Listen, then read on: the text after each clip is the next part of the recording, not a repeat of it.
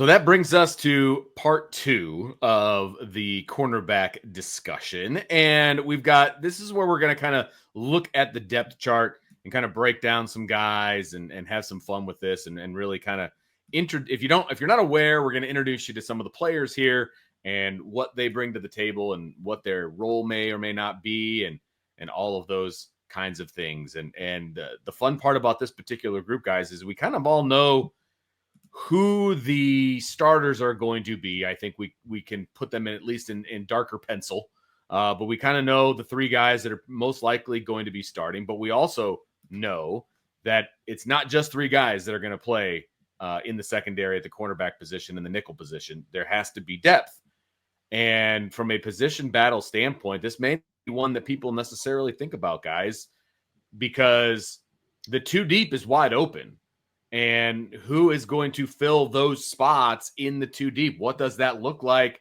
Who's going to be field? Who's going to be boundary? Who's going to be nickel? There's going to be some crossover. Like, what does that look like? Because we've seen it in the past. Like, multiple guys are going to get playing time on this defense at corner and at nickel. So, those position battles are going to be key because those guys are going to be playing at important times. There's no question. I mean, it is interesting because there's some aspects of this cornerback room that are settled.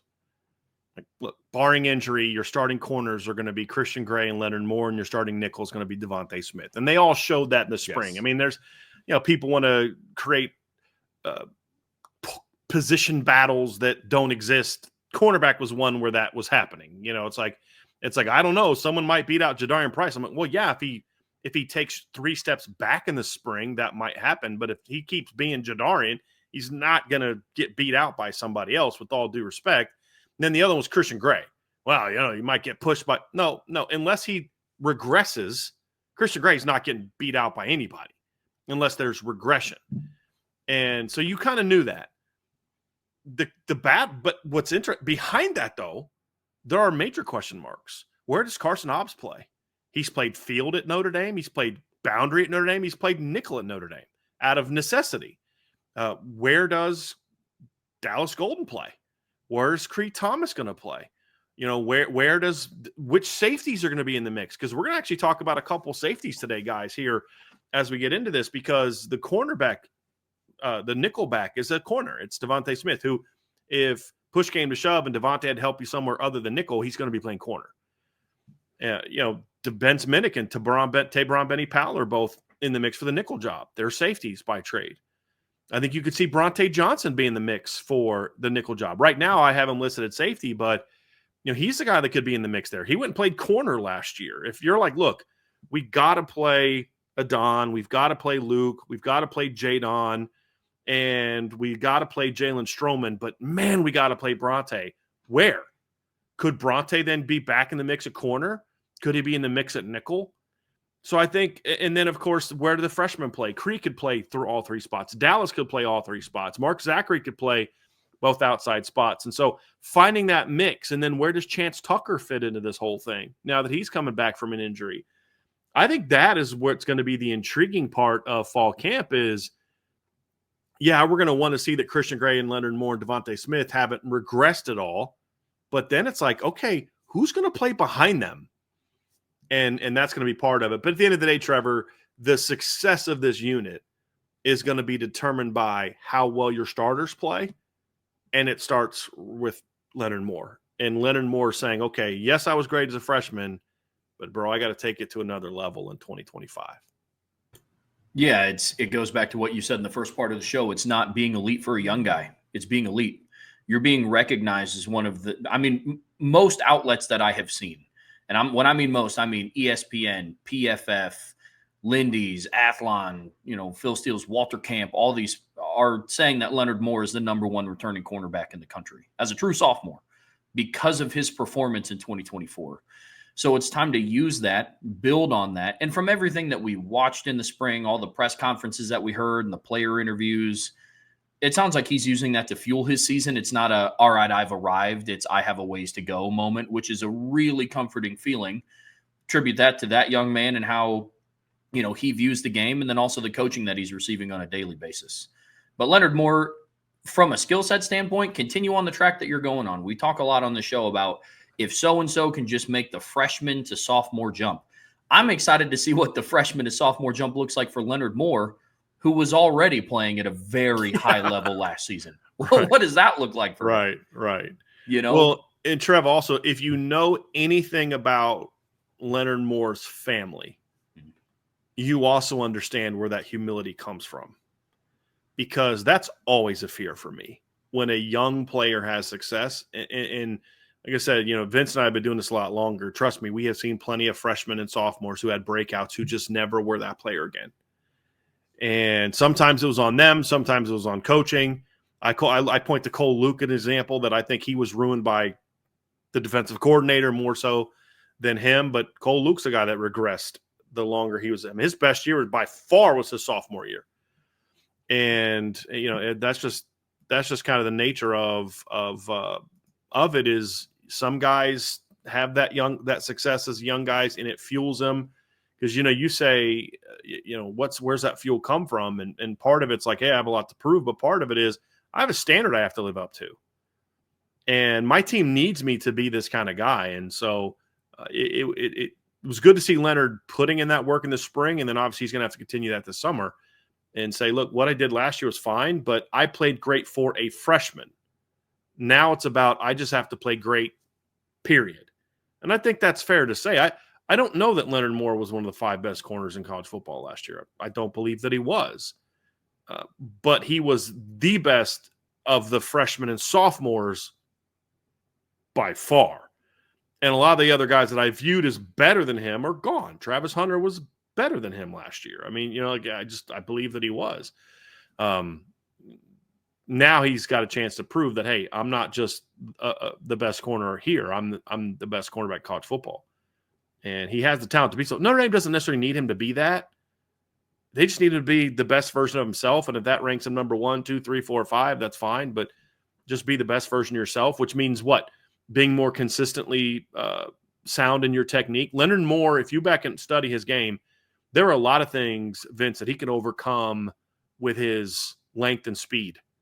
He has makeup skills, right, where he can make a mistake and make up for it because he's tall, long, and incredibly fast, where if Christian Gray makes the same mistake or Benjamin Morrison makes the same mistake, they're getting in trouble. My excitement, Vince, comes from he's a smart kid. I've been told he's a hard worker. I've been told he wants to be great. When you combine that with a coach who's going to certainly demand technical excellence from him, you understand that there actually is, like, it's fair to ask, Vince, can Leonard Moore get a lot better? Well, when you really study the film, you realize, yeah, he can. I think back to that 3rd and 4 play against Jeremiah Smith in the championship game. A veteran Leonard Moore is going to handle that play better. He's not going to sit on the sticks because he knows that Jeremiah Smith is just going to come and bully him off that spot, catch the ball, and get a first down, which is exactly what happened. What's he going to do? He's going to sink about a yard or so off and then drive on the ball when it's thrown.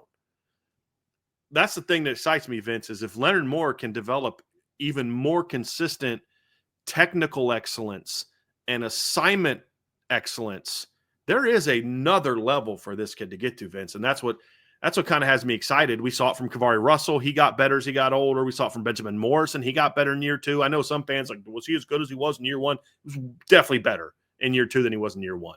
I didn't have as many interceptions. Yeah, because they didn't throw to him as much. When they were, it was against off coverage. He was definitely better. And Leonard Moore is going to get that chance now too.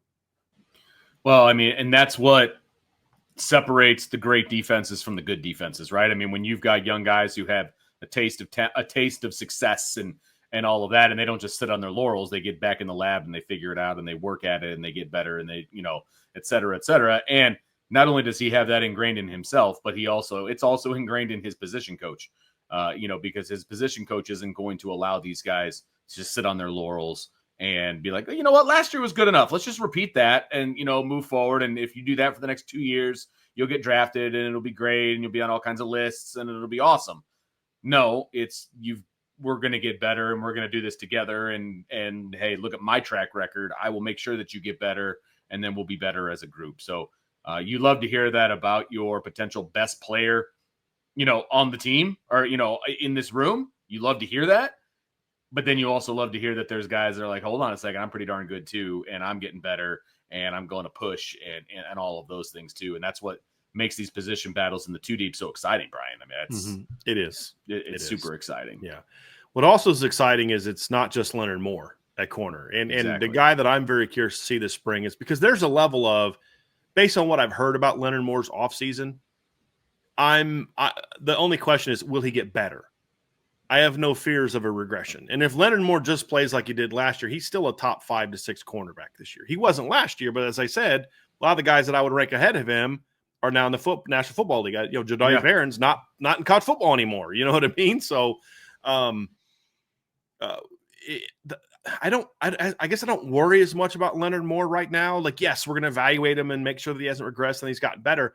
The guy that really holds the key to this being like, I would say this, and you guys tell me if you disagree with me. Right now, if both guys play the way that they did, just the same as they were last year, not even slight improvement, this is one of the 5 to 6 best cornerback tandems in college football.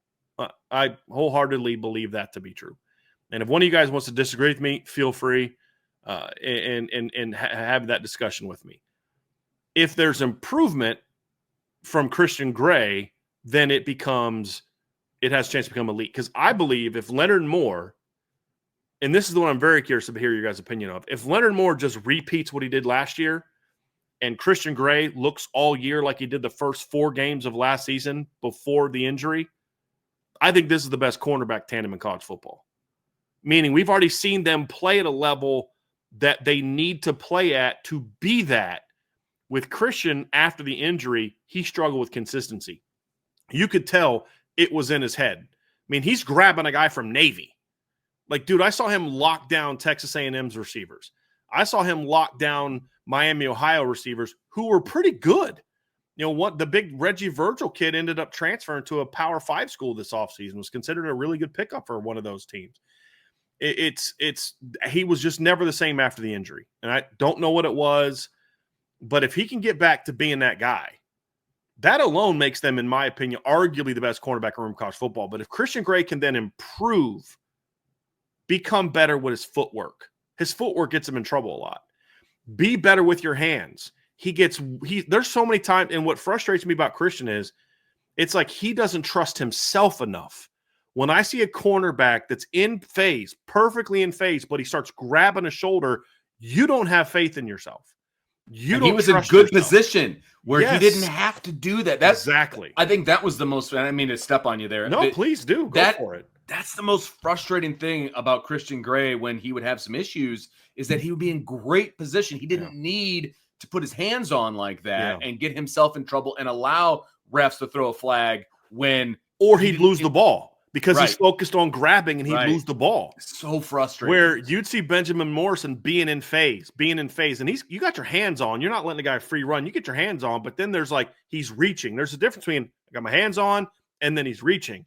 Where Benjamin Morrison would have his hands on and then he's now reading your eyes. When you go back to the ball, he's going to go find the ball.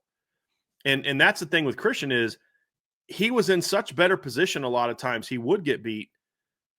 And you're like, dude, you're there. Trust yourself. Trust your technique. Trust your talent. And that's going to be a big thing for him this year. And then there were times where it's like, dude, you've got to know what you're doing. And your footwork could get you in trouble. So, and he's a young player. So that's the thing with Christian is there's a lot of room for him to improve technically. And that's what the biggest thing for him is, can improve technically and mentally get more consistent. I'll just share a little bit of something I've heard with Christian. If and you guys have seen this, anytime you've seen Christian Gray at a press conference in the Here Come the Irish and anything that the football media has done, one thing you realize, this is a really fun, just happy-go-lucky, everybody loves him, great teammate kind of kid. Just remember when we had him on the show, Vince? I think Ryan and I had him on the show for signing day with his mom. And I just love the dynamic that those two has. I love his mom. She's an awesome lady. But you just see their dynamic. He's just God is good. I love life. I'm just happy with life kind of kid. And I love that about him. What Sean Davis had told me one time, Sean and I were talking, he said that somebody in the program, one of the recently departed corners who's in the NFL now, I won't say who, said that if Christian can learn how to work, like study the game and work, he could be the best cornerback in this room. Now, that's saying something. That's not necessarily a knock on Christian. It's just he's at a different place. Now that you've got that year under your belt, you've had those ups and downs. Now it's, hey, be that happy-go-lucky kid, but understand that when you get in this room right here, it's got to be about the business. It's got to be about the work. And that's going to be the big thing for Christian is if he can become a little bit more locked in mentally, he's got all the talent in the world.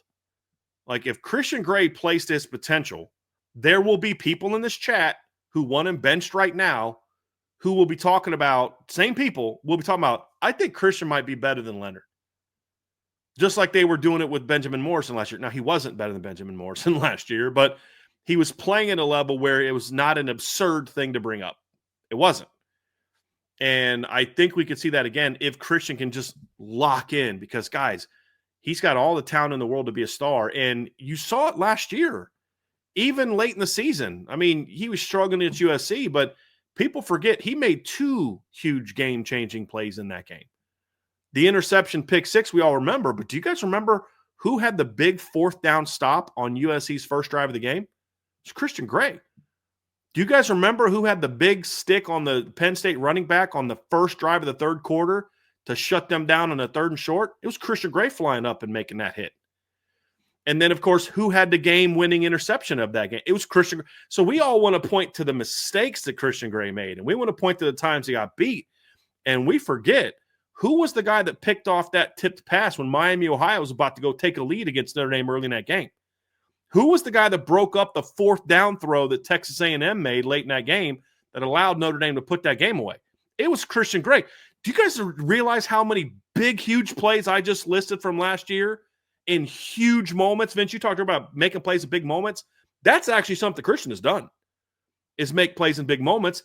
But all anybody wants to talk about is the one at the end of the year, which is fair. That's the standard at Notre Dame. We should talk about that. He's got to be better there too.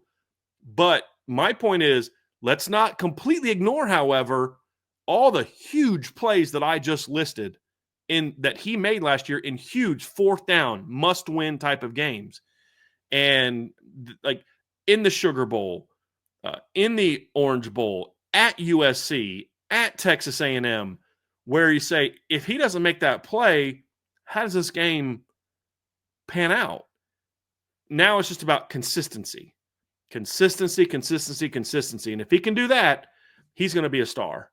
People talking about like, oh, this guy might beat him. No. If no one's going to beat Christian Gray out, Christian Gray may not play, like he may not do what he needs to do, but if Christian Gray plays his game, there's nobody on this roster beating him out. And we're talking about him being a star. I truly believe he has that kind of ability. Yeah, I agree completely. Christian Gray has everything, all the opportunities in front of him. Next guy on this list that we're going to talk about is Devonte Smith, and I think that's he's an interesting one to kind of dive into. It could potentially be a I don't want to call it significant, but a potential schematic change from what he did at Alabama versus what he's going to do here in South Bend. Still nickel, but his responsibilities may be a little bit different. But we are talking about a kid who, I think in his career has yet to allow a receiving touchdown. He didn't in all of 2024. He allowed 19 receptions on 29 targets. You are correct, Trevor. He has yet to give up a touchdown. He has been targeted in his career 31 times. He has yet to give up a touchdown. So you are correct. Good and deal. He's only committed 2 penalties. A lot of what he would do at Alabama, and we saw it a lot in the Georgia game, is they would throw some underneath stuff on him, which I guess Pro Football Focus kind of counts as like a reception on you because you were the closest defender in the area type of deal. But you see the numbers. I mean, he was targeted in that game 7 times and allowed 3 receptions for 23 yards. So it was more of a situation where you'd allow the underneath thing, and then Devonte Smith was able to come up and make the stop right at the point of the catch. And that's something that I expect him to continue to do at Notre Dame. This is his 3rd year in a row that Notre Dame has gone to the portal for a nickel. In 23, they had Thomas Harper. Last season, they had Jordan Clark, who was more of the coverage guy. Thomas Harper was more of a play around the box type of guy. Then you go get Devonte Smith, who I believe is kind of a hybrid of both. He has the ability to cover. One thing that I learned about him in the spring is he's a very smooth athlete. He flips his hips well, runs well. And that wasn't something that I was aware of. Not that I didn't think that he could do it. Just Alabama didn't ask him to do it a whole lot because of what he was asked to do schematically in that defense. And so I think that he's a good blend of what Thomas Harper was able to do around the box, and he provides you with some of the coverage aspects of what Jordan Clark is about to do. But that trio, and if Devonte Smith is what we believe him to be, is why I'm so confident in saying that I believe that this is the best cornerback room in the country right now, because of not only the elevated play of what we expect Christian Gray to have, the consistency of what Leonard Moore is going to have, but also now the unlocked potential of what Devonte Smith is going to bring to the table as well. I think from just a pure coverage standpoint, he's the best nickel they've landed so far. I don't know if he's going to be the playmaker that Thomas Harper was, or just the heady, always in the right position like Jordan Clark was. I just think it's a pure cover guy, because we even saw in the USC game that there were some matchups that weren't going to be good for Jordan Clark. And we saw that when Mekhi Lemon just put in some work on him in the USC game. But I remember watching the Georgia game, Trevor, and first, I think it was first play of the game, they beat him, I think, on a slant route beat Devonte Smith for a 15-yard gain on a slant route. He absolutely locked him down after that, because they went after him early, ended up targeting him 7 times. They went after him a lot, and he shut him down and just completely locked him down. And that's the thing that I liked last year from him is, if you beat him early, he was gonna make you pay for it. I mean, he really was. And I think he's a guy that's got a chance to be, I think, a really good cover guy and give this team a chance to do some interesting things. And when you talk about the schematic transition, I wonder, Trev, is what they're going to ask him to do going to be more like what he did at Alabama, where they did mix up man and zone a lot more than they did at Notre Dame. So I kind of wonder about that. He did go up against Will Pauling last year, held Will Pauling to 1 catch for 11 yards on 3 targets also. I mean, so you're talking about a guy that's had some very strong individual matchups that he's had to go against good receivers, and he's more than held his own in those games. And so I'm very curious to see kind of what he's able to do this season. I want to ask you guys a question. This is for either one of you guys. So obviously Devonte Smith is a guy that probably a lot of fans don't know a whole lot about, whether they're a casual fan, big time fan, whatever the case may be. They don't know a whole lot about him. He's brand new, right? And they know the names of the other guys that we're going to talk about and the guys that we've already talked about. So what's one thing that fans need to know about Devonte Smith, going into this season, that fans can kind of look and maybe sound like the smart guy at the water cooler as they're talking about Notre Dame football? Well, I'll give you one, and it's not about football. Nice. I love the fact that you're talking about a young man who's a father, who has said part of the reason he's making this move is it helps him be a better father. He's closer to his kid. He's getting a degree from Notre Dame, a master's degree from Notre Dame. I love the maturity that he brings to an otherwise very young room, because we're going to talk about the rest of this room, and it's a bunch of freshmen and sophomores. And then you have a guy in the room who's a dad, who values being a dad, who's making life decisions based on being a dad. And I just think anytime someone puts being a parent as a priority for them, that's something we should, especially for young people. I think that's an awesome thing, and we should praise that. And I just think that was a very cool part of what you learned about Devonte Smith. And then also the fact that this is a guy that Mike Mickens and Marcus Freeman recruited when they were at Cincinnati, which I think is an interesting little tidbit too, which is played a big role in why he came to Notre Dame, is because of that relationship. And it's worked out pretty well for him, and I think it's going to work out pretty well for Notre Dame as long as he can stay healthy, which is, I mean, that's kind of a question mark for everybody. Sure. Right? It's every player. It's you got to prove you can stay healthy. It's still football. Like, yeah, you're still crashing into other grown men's bodies. Like, everybody we hope stays healthy, and it's difficult. So I think it's a cool human story, but I also think it impacts the football room because 100%. you have that real veteran presence. And I think a Don Schuler's like 20 years old going on 40. You know what I mean? Just like right. with the way he is. I think that mature presence is going to be helpful in a room that's going to be otherwise very young.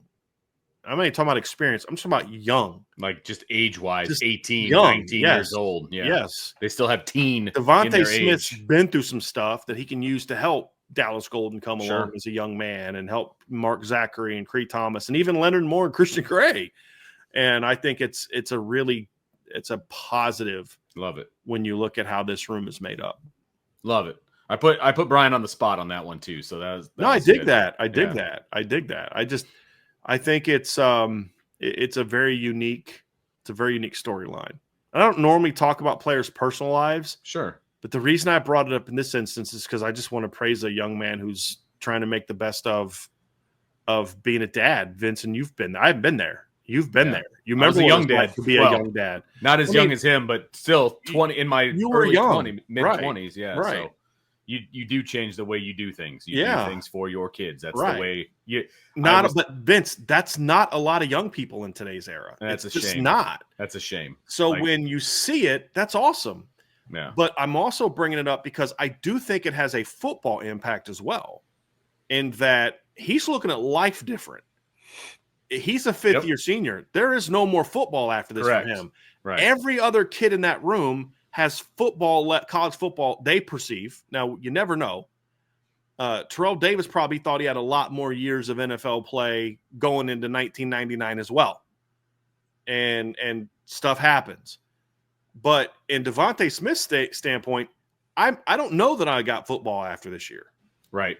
I just think that overall level of maturity is something that this room needs to have that kind of, hey, guys, you don't know that there's going to be a tomorrow for you. We got to focus on the now, and I think that's going to be something that's love it. Very, very helpful.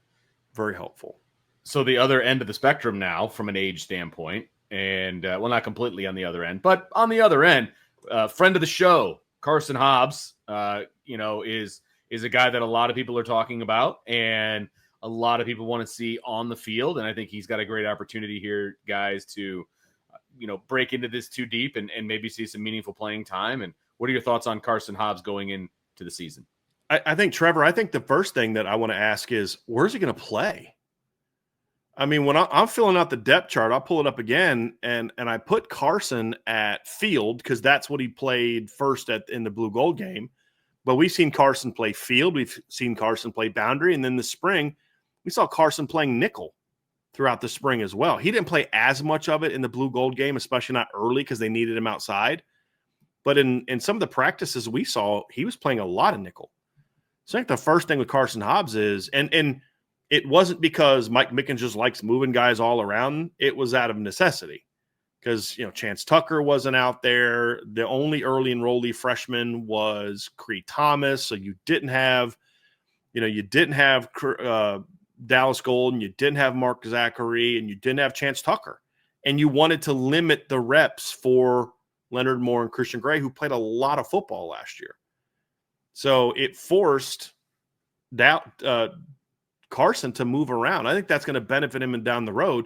That's the biggest thing for me, Trevor, is where does he play? And that's going to be decided by where he best fits into the room as a key number 2. And I think it also the moving around says, could he just be the number 3? Meaning he's the next guy on the field everywhere. Or at least, I don't know that I'd throw that at him in game 1, but maybe he could play both field and boundary, and he'll come in for a series. So let's say Christian and Leonard play the first 3 series of the game. And on series 4, he comes in for Christian at field. On series 5, he moves to boundary, and then Christian comes back in and he gives Leonard a breather. And then now you're back to 2-1-1, 2 off, 1-1, 1 at field, 1 at boundary, 2 off, 1. I could see something like that happening with him. And so I think that's the biggest question is, where is he going to play? And is it going to be 1 spot, 2 spots, or 3 spots? But the one thing's for sure, Trev, Carson Hobbs, barring injury, is going to help this football. We got to stop saying that because that's true for every team, for every player. But he's going to help this football team somewhere. We just got to figure out where. Yeah, his elevation this spring is what made me a lot more confident in this group and in this group's depth. And I know we've had conversations on the show already today about how, with Mike Mickens and you're recruiting elite talent and, you're confident in the young guys because we've seen it before. But it's because we've seen it before. And with Carson Hobbs, we saw that elevation this spring. And that's what kind of puts my mind at ease a little bit, that I'm not too worried about the depth in this room, on top of having Cree Thomas, Mark Zachary, Dallas Golden, and a handful of others that could be ready to go at a moment's notice. But like I said, I think Carson Hobbs now is where Leonard Moore was going into last fall camp. You knew that just watching him, he was going to be ready to contribute. You kind of got hints of that with Leonard Moore. Mm-hmm. And I think now this is where Carson Hobbs is in his development. Marcus Freeman talks about it all the time, is everybody's career is different. Their career trajectory is different. And I think you see that with Leonard Moore and Carson Hobbs, who got to South Bend in the same year. And so I think where you're going to see him is he's kind of the number 3 guy at both field and boundary. Well, the number 2 guy at both field and boundary. Their third overall corner that you want to rotate in. I think that's where he projects. I mean, he has the athleticism to play field. He has the speed to play field. I don't know if Carson Hobbs is as fast as Christian Gray or Leonard Moore, but there's not a significant – exactly. Yeah, there's not a drop-off in, so Christian Gray's out. He's a lot faster than people realize. Absolutely. Well, we saw that in the spring game when he basically closed on KK Smith the way he did on that post route and broke up that post throw. Well, and he's a more than willing tackler, which makes me confident that I'm well okay with him also fitting in the boundary because he's a very similar body type. Very physical. Yeah. I mean, he had one of the most impressive tackles from the blue gold game on Kedron Young in open space. CJ Carr dumped off a little flat route to Kedron Young. Carson Hobbs flew in, no fear of getting ran over by a 242-pound running back, and made a very impressive tackle. Yeah. Got his legs up in the air. I mean, it's one of those things where I think because of his skill set and because out of necessity they had to utilize him at multiple spots, I think that's going to be where he projects best at the start of the season. Now, some of that will be determined by the emergence of one of the 3 freshmen that we talked about. Continued emergence. I loved what I saw from Cree Thomas. He's still a little bit of ways away before I'm like, go out there against Miami. We'll be cool. You know what I mean? The spring was so important for him. Absolutely. But, yeah, I mean, and that's where Carson was early in his freshman year. I mean, Vince, we saw it in fall camp last year. Leonard looked way more advanced than – it was obvious, Leonard Moore's going to play for you. We saw that in fall camp last year. It was like, this kid's going to play. There's no red shirting. This kid's going to play. And the question, I mean, even in fall camp, we were like, is this kid going to beat out Jaden Mickey? Is he going to move past – I mean, it was that – Carson looked lost. So that's why it was encouraging to see how comfortable he looked in the spring, is because he did look so much more comfortable. And it goes to show. I remember talking with a parent of a veteran cornerback a couple years ago who was buried in the depth chart. And I asked his dad, I said, hey, is your kid going to transfer? And he goes, no, he's not going to transfer. He loves Notre Dame. He wants to get his degree. And he goes, and honestly, Brian, he goes, he feels valued. I said, really? What do you mean? Because I hear so many stories of kids on the third string who he hasn't talked to his position coach in 3 months. It just so angers me. And, they'll talk to the GA or whoever's running the scout team. And he's like, he feels the way that Mike Mickens coaches him and treats him. He feels like one of the guys, and I don't mean like guys, one of the guys in the room, you're at my house. Like he feels like he pours as much into him as he does the starters at the time. And so I think that's important, and that explains why Carson Hobbs saw the growth he did last season, even though he wasn't playing. Because it wasn't like, all right, man, go run scout team and I'll talk to you in the offseason. It was, hey, man, we got to develop you too. And that's something, because Vince, over the years, you and I have seen that. It's one thing we used to praise Mike Elston for, is because he'd get on a walk-on if he didn't do it right. And like, oh, you got to coach him up and have him do it again. No one was safe. And that's a good thing. No, I'm just saying, no one, even when I was coaching at his camp, no one was safe, even the coaches. Yeah. You know what I mean? But that's how Mike Elston is. If you play for me, I'm going to coach you. Yeah, he's got a standard. Right. 100%. And I value that. And Mike Mickens has always been that way. But that's also why you see the development the way that is. And so many coaches are so short-sighted that I'm just focused on the guys I got right now. Well, what if something happens and you don't have those guys right now? Then you're the first one complaining about, well, I got to play a bunch of young guys. You know, it can be exactly. So anyway, I think that's why you saw the growth from Carson Hobbs, and he's going to play for them this year. The question is just the role, but at the same time, he's also got to, he's got to look forward about challenging the guys in front of him. I don't want Carson just like, okay, I'm a backup. And if anyone knows Carson Hobbs and knows his attitude and ego, and this is a good thing, Carson Hobbs is not going to just assume he's a backup. He's going to battle and compete to become a starter.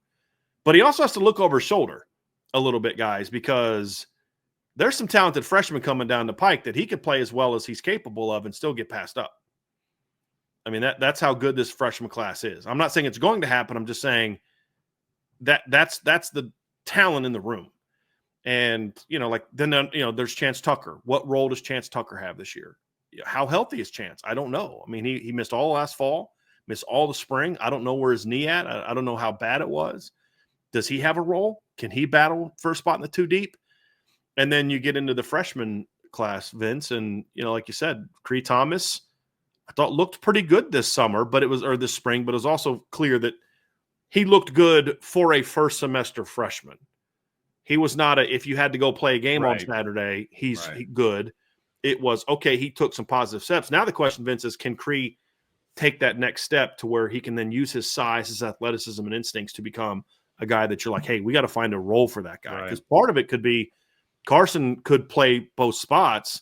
Is partly on how well Carson performs, but it's also partly on how well a guy like Cree performs.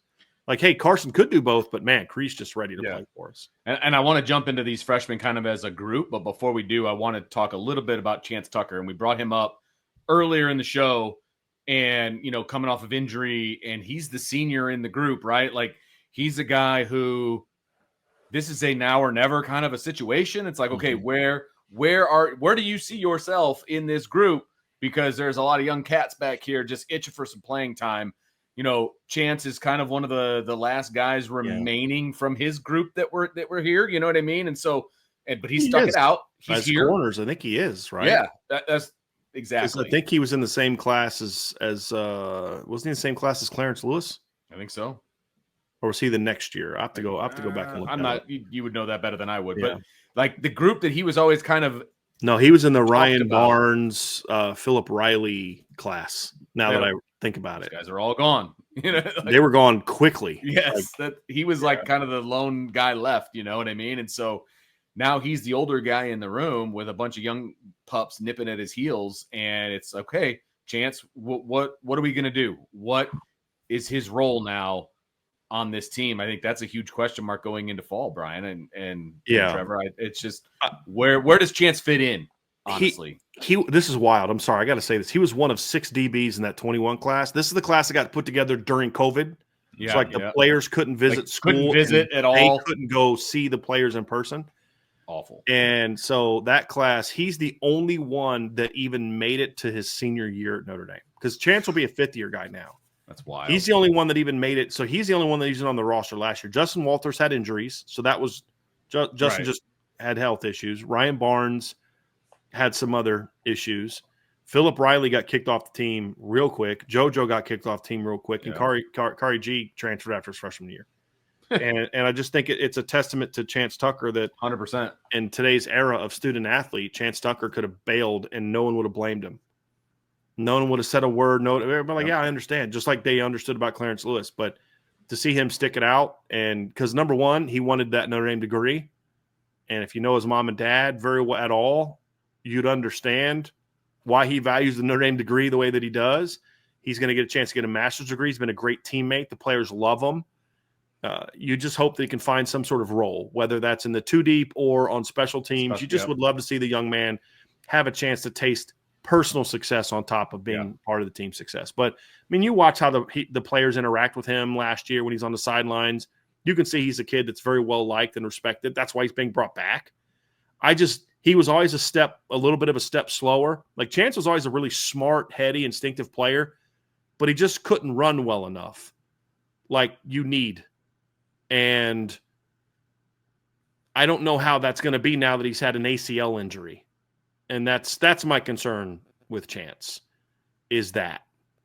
Yeah. But I'm hoping that he can find some sort of role either in the two deep, in a situational package, or on special teams. But he's one of those kids that maybe he never plays a meaningful snap, but you look back and you're like, I loved having that kid in my room. I love that he was part of that unit. He's a glue kid. Like it's you need those kids. You just do. Yeah. And we've all had them in our room, and it may not be a kid that's going to get all the headlines and is going to be a starter necessarily.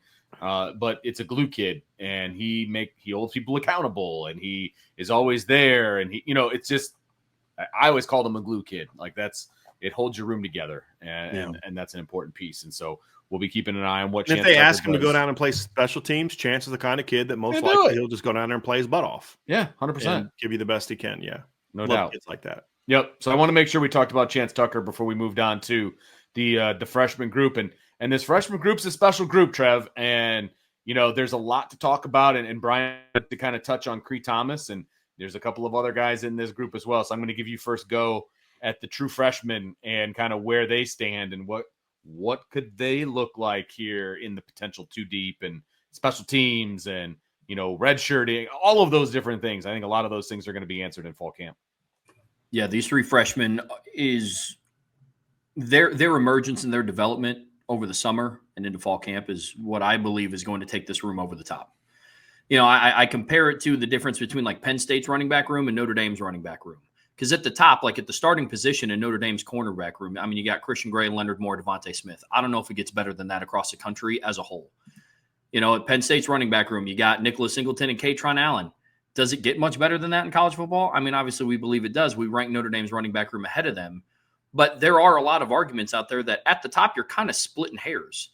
What separates Notre Dame's running back room from Penn State's is Notre Dame's running back room. You got Aeneas Williams, and you got Kedron Young, and you have Nolan James, and you have Jabron Payne. And that's what this freshman class can do for this Notre Dame cornerback room is, yes, you have Leonard Moore. Yes, you have Christian Gray.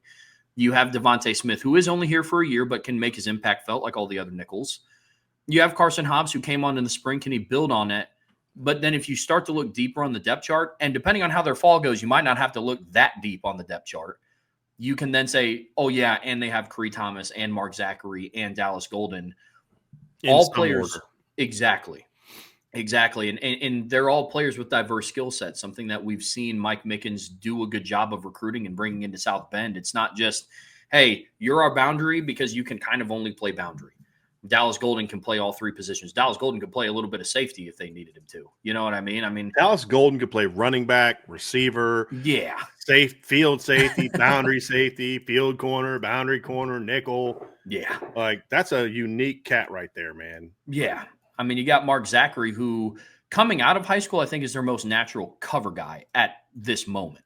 Yeah, he's played the position the longest. Yeah, I would agree with that. And then Monster senior. Oh, Trev, because he's down near where you are. Mark Zachary was Mr. Football this year, Vince, in Indiana, correct? Mm-hmm. For a team that was terrible. Yeah. Like, Vince, you've been in the state your whole life. You got to be pretty darn good to win Mr. Football on a bad team. It helps if you live in Indianapolis, though. But there's a lot of really good players on good teams in Indianapolis. Absolutely correct.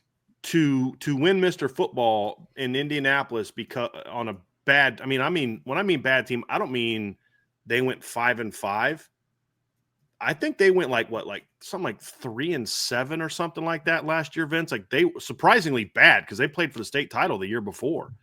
5-6. Actually, I was wrong. They were 5-6. They won 4 of their last 5 to get to 5-6. They started 1-5, and he was a dominant player on both sides of the ball. That's why he won it. It's because he was so good on both sides of the ball. But I'm actually gonna, just to get us all in a good mood while we're talking here, I'm just gonna play some of the highlights or some of the highlight clips of the freshmen. Cool, me. Yeah, but anyway, I know it's cool, Trev. I know it's cool with Vince. That my man loves some film. Yeah. But look, at the end of the day, those three freshmen can unlock the true depth of what this room has the potential to be. Because right now, what it is potential.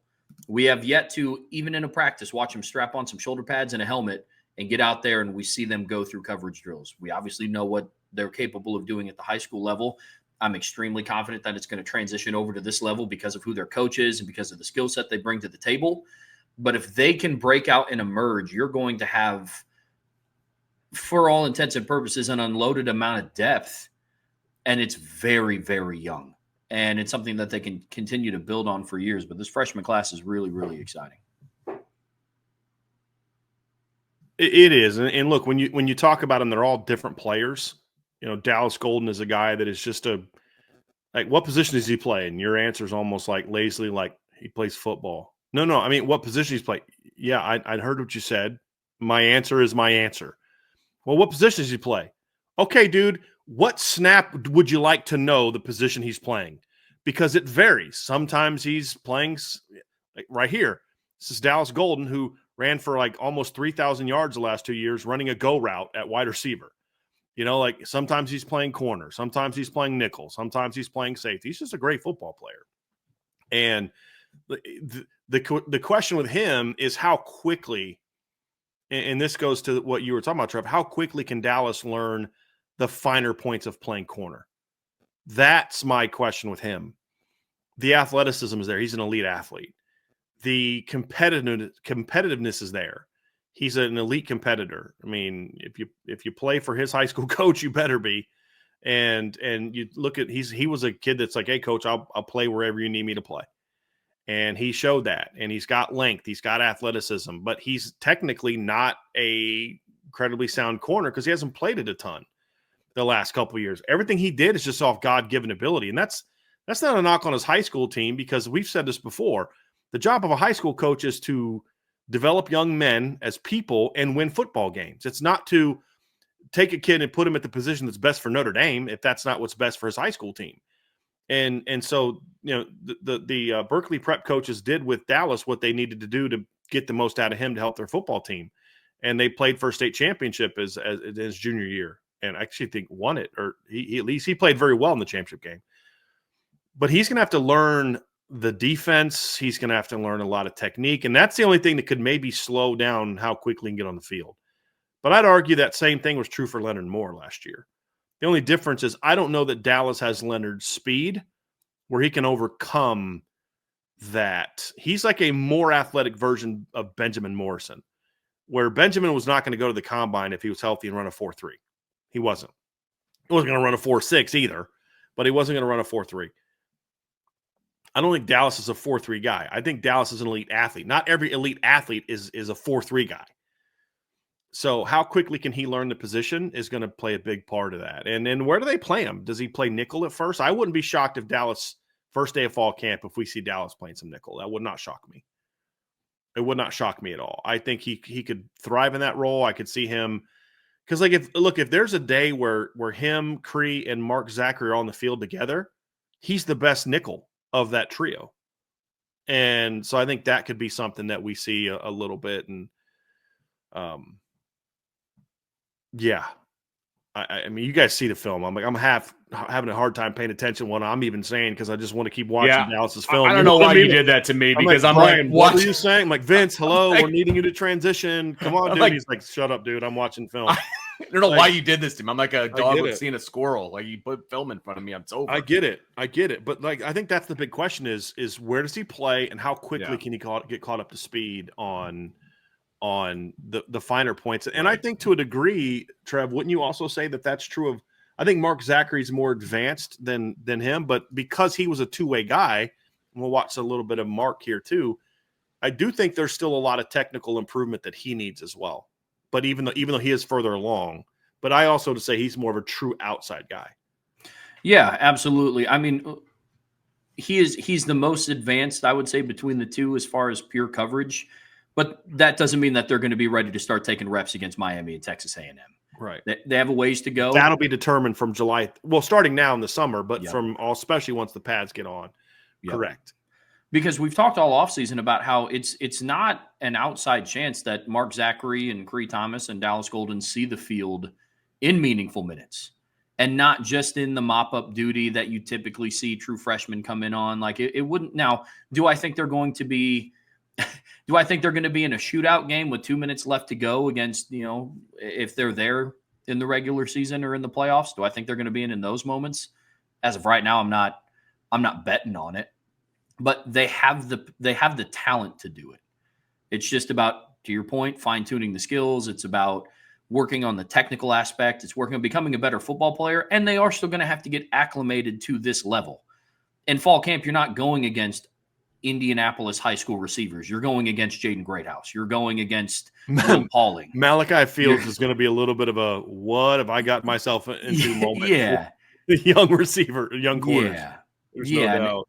And where I'm confident in this group is they have a skill set to where there's not going to be just this completely, lopsided advantage to those guys that I mentioned from an athletic standpoint. It's getting your feet under you to this level of the game.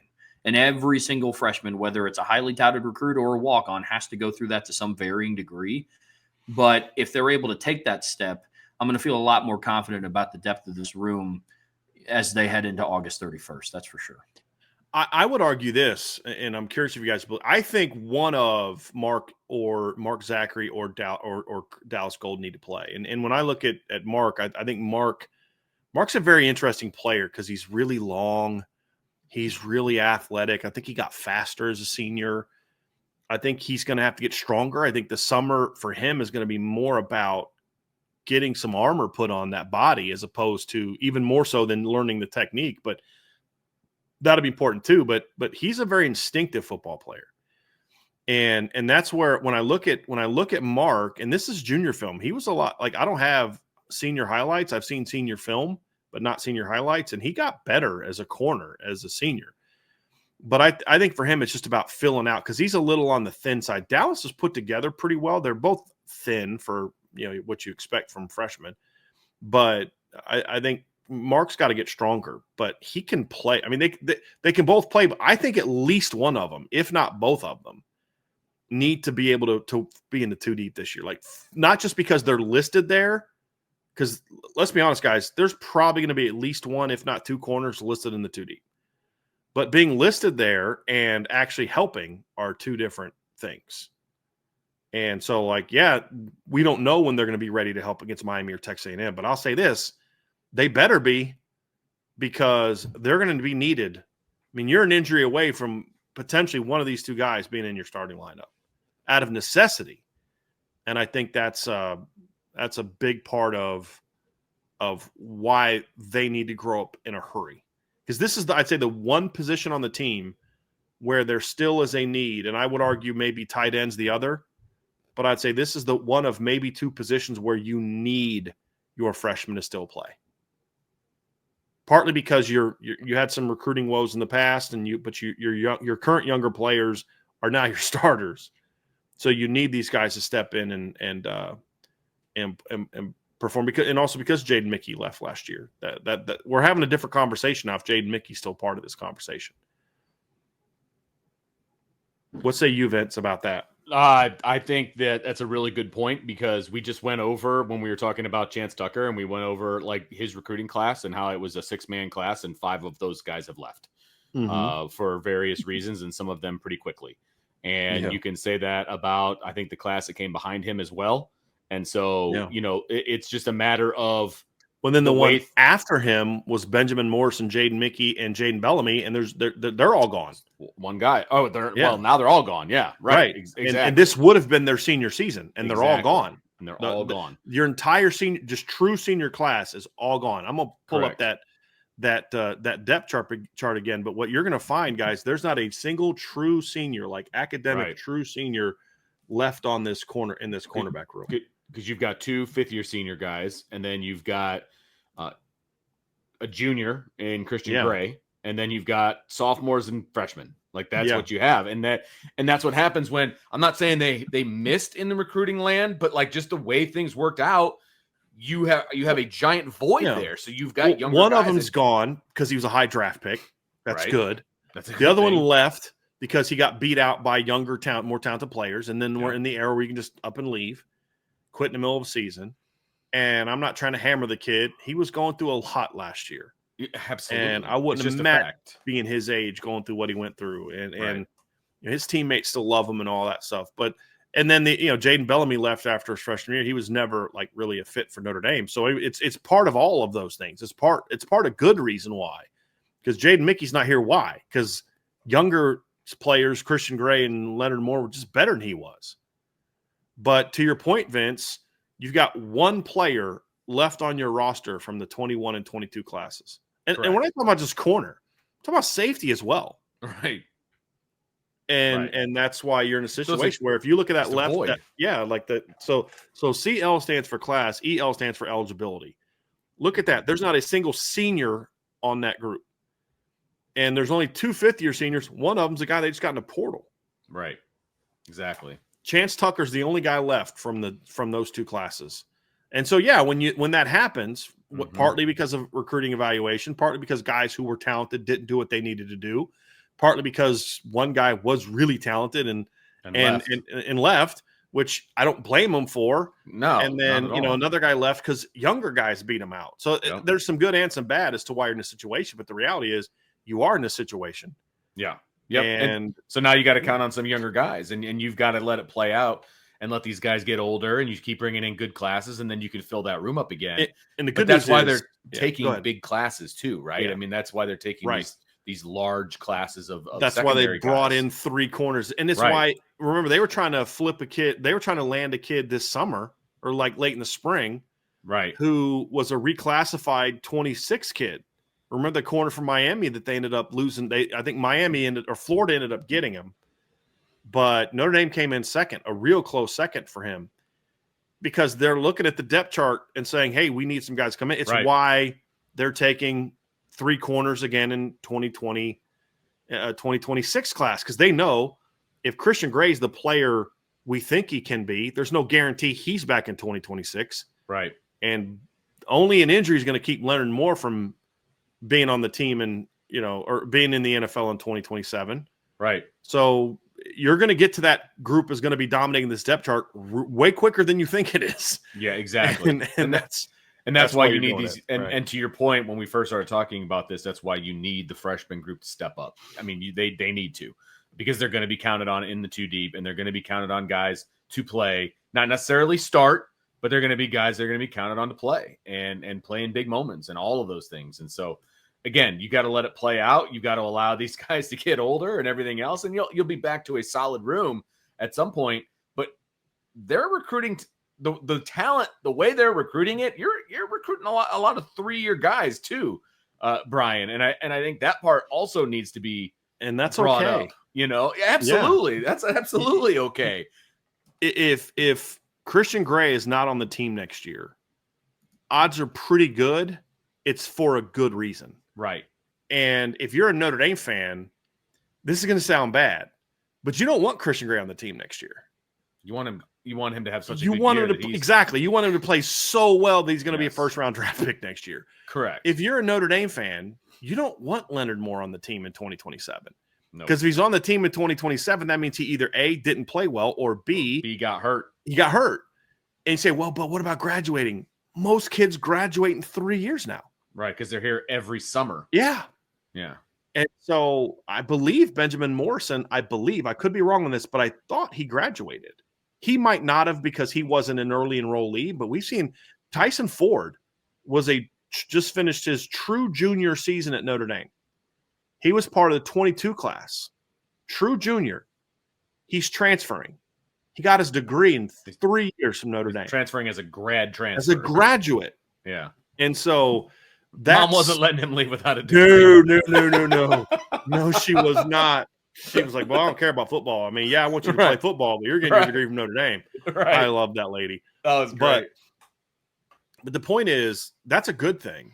And you've got to recruit for that. And that's also why Mike Mickens needs to get these young guys caught up to speed, because you don't want them throwing them out there next year where they've never played a meaningful snap of football. Right. But the reality is, guys, they're good enough to be able to help you. So, yes, it's out of necessity, but even in a year where there were more veterans, I mean, if Jaden Mickey was still at Notre Dame, it's not a given he would have been able to hold off all of Dallas Golden, Cree Thomas, and Chance Tucker. If Jaden Bellamy was here, it's not a given he'd be able to hold off all those guys. I mean, there's also the part of these are just really talented players. I want to know where I have them, right now pegged in as I've got Mark at field, Dallas at boundary and at nickel, and Chance to the boundary, or Cree to the boundary, excuse me. It's not Cree could play both outside spots. Mark could play both outside spots, maybe all three. And then Dallas obviously said can play all three. So I think part of the question is where do they play? But you're going to need this freshman class to help you out. And fortunately for them, it's good enough to help out. Yep. So that's going to do it for our depth chart breakdown. Make sure you hit that like button, that subscribe button, that notification bell, share with your family and friends, and, of course, jump on the premium message board at boards@irishbreakdown.com. And then irishbreakdown.com has all kinds of written material. I know Trevor's got his series of counting down the Irish, or, he's got all kinds of articles out there. So definitely want to check that out. All kinds of good stuff over there on the website.